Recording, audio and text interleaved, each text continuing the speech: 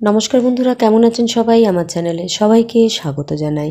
আজকে আলু কুমড়ো দিয়ে ছক্কা করে দেখাবো। কেমন ডুমো ডুমো করে নিয়েছিলাম আলু কেটে, কুমড়োও নিয়েছিলাম, মিষ্টি কুমড়ো, এটা ছোলা ভিজিয়ে রেখেছিলাম সারা রাত। আর এখানে দেখো আদা আর কাঁচা লঙ্কা একটু সামান্য পরিমাণে মিক্সিতে গ্রাইন্ড করে নিচ্ছি। মানে 1-2 চামচ মতন হবে, সেই মতন আর কি, বেশি দিইনি। তো দেখো এইরকমভাবে করে নিলাম, নিয়ে একটা পাত্রে ঢেলে রাখছি। মানে আদা দিয়ে কাঁচা লঙ্কা যেটা গ্রাইন্ড করলাম সেই মিশ্রণটা এখানে ঢাললাম। এরপর এতে দেবো হলুদ গুঁড়ো, ধনে গুঁড়ো, কাশ্মীরি গুঁড়ো, লঙ্কা গুঁড়ো, জিরে গুঁড়ো দিয়ে খুব ভালো করে এটাকে একটু জল দিয়ে ম্যারিনেট মানে ভিজিয়ে রেখে দেবো কিছুক্ষণের জন্য।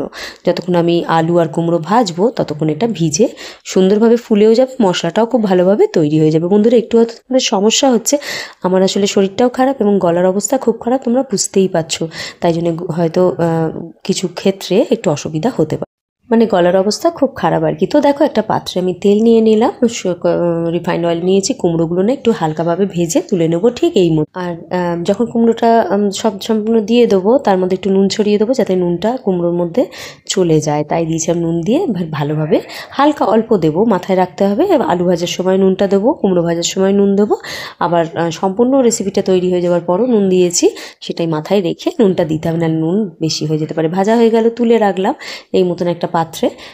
দেখো ঠিক এই মতন তুলে রাখলাম। ওই তেলের মধ্যেই আমি দিয়ে দিলাম হচ্ছে 5 ফোড়ন, শুকনো লঙ্কা, তেজপাতাও দেওয়া যায়, আমি সেটা দিইনি। দিয়ে আলু ডুমো করে কেটে রেখেছিলাম, তো তোমরা চাইলে তেজপাতা শুকনো লঙ্কা দিতে পারো। তো দেখো এরকমভাবে ভালোভাবে ভেজে নিলাম, আলুটা ডুমো ডুমো করে কাটা আলুটাও ভেজে নেবো, একটু নুন দিয়ে দিলাম, দিয়ে ভালো করে ভেজে নিলাম ঠিক এই মতো। আলু নুন দিয়ে ভাজতে ভাজতে এর মধ্যে একটু হিংও দিয়েছিলাম, হিঙের গন্ধটা আলুর মধ্যে চলে গেলে খুব ভালো হবে। তো এই কটা মশলা দিয়ে তো ভালো করে একটুখানি মিশিয়ে নিয়ে বেশ ভালোভাবে ভাজতে শুরু করলাম। বেশ মোটামুটি হালকা একটু ভাজা ভাজা হয়ে গেলে, বেশি ভাজার প্রয়োজন নেই, অল্প একটু ভাজা ভাজা হয়ে গেলেই তার মধ্যে দেখো একটু ছোলাটা যেটা সারা রাতে ভিজিয়ে রেখেছিলাম ছোলাটাও দিয়ে দেবো, দিয়ে ছোলাটা দিয়ে আলু দিয়ে একটু ভালো করে ভাজতে থাকবো, যাতে ছোলাটাও বেশ একটু ভাজা ভাজা অদ্ভুত একটা ভালো মানে স্বাদ আসে সেই জন্য।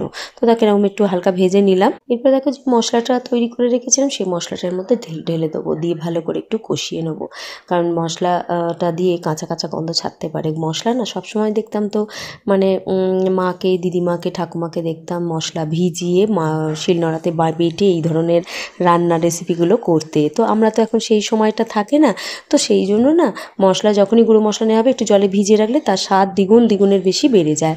তো তারপরে দেখো একটু ডেসিকেটেড নারকেল দিয়েছিলাম, মানে তাজা নারকেল আমার কাছে ছিল না, যেটা থাকবে সেটাই দেবে, কোনো অসুবিধা নেই। যদি তাজা নারকেল থাকে গ্রেট করে দিতে হবে, কেমন মানে মানে অনেকে আছে না ছোটো ছোটো করে দেয়, সেটা কিন্তু খুব একটা ভালো লাগে না, একটু গুঁড়ো করে দিলে এর স্বাদ দ্বিগুণ লাগে, খেতেও ভালো লাগে, দেখতেও ভালো লাগে।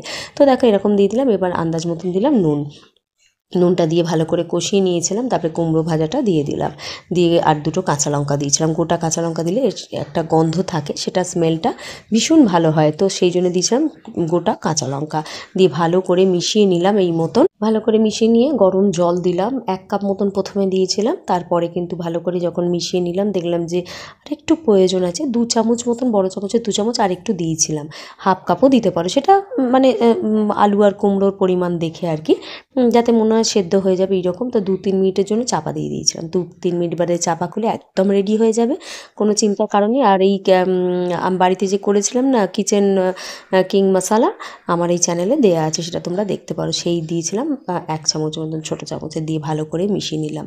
অদ্ভুত একটা, তোমাদের বলেছিলাম না যখন মশলাটা তৈরি করেছিলাম, যেই মশলাটা যে কোনো রান্নায় নিরামিষ আমিষ দিলে এর স্বাদ দ্বিগুণ বেড়ে যাবে। দেখো আলুটা একটু দেখে নিচ্ছি হয়ে গেছে কিনা, দেখলাম একদম রেডি হয়ে গেছে। তো একটু ঘাঁটা করে নিতেই পারো যার যেরম পছন্দ, মানে কুমড়োগুলো অনেকে হয় না ঘেটে দেয়। এরপরে না একটু চিনি দিয়েছিলাম, চিনি দিলে একটু মিষ্টি লাগে, ভালো লাগে খেতে। বেশি মিষ্টি চিনি দেওয়ার দরকার নেই, কারণ কুমড়োটা আমার মিষ্টি কুমড়ো ছিল। মিষ্টি কুমড়ো আর এই কুমড়ো, মানে তোমরা হয়তো ভাবছো মিষ্টি কুমড়ো আবার কি, লাল যে কুমড়োগুলো না ওগুলো মিষ্টি কুমড়ো হয়, আমরা সবাই জানি মোটামুটি। তো দেখো এই মতন চিনিটা দিয়ে একটু ভালো করে নাড়াচাড়া করে নিলাম। দেখো এরকম নাড়াচাড়া করে নেওয়ার পর একদম রেডি টু সার্ভ, গরম গরম এটা সার্ভ করে দাও রুটি, আলু, লুচি, পরোটা সবার সাথে ভীষণ ভীষণ ভালো লাগবে খেতে। আর মানে এই রেসিপিটার মানে এই কুমড়ো আলুর ছক্কাতে নারকোল আর এই ছোলা এটা কিন্তু আমরা সবাই জানি, এটা ছাড়া এই রান্নাটা এই রেসিপিটা সম্পূর্ণ হয় না, তাই না বন্ধুরা? তো আজকের মতন এইটুকু থাক বন্ধুরা, কাল আসছি নতুন কোনো কন্টেন্ট নিয়ে। ভালো থেকো, সুস্থ থেকো। Thank you friends.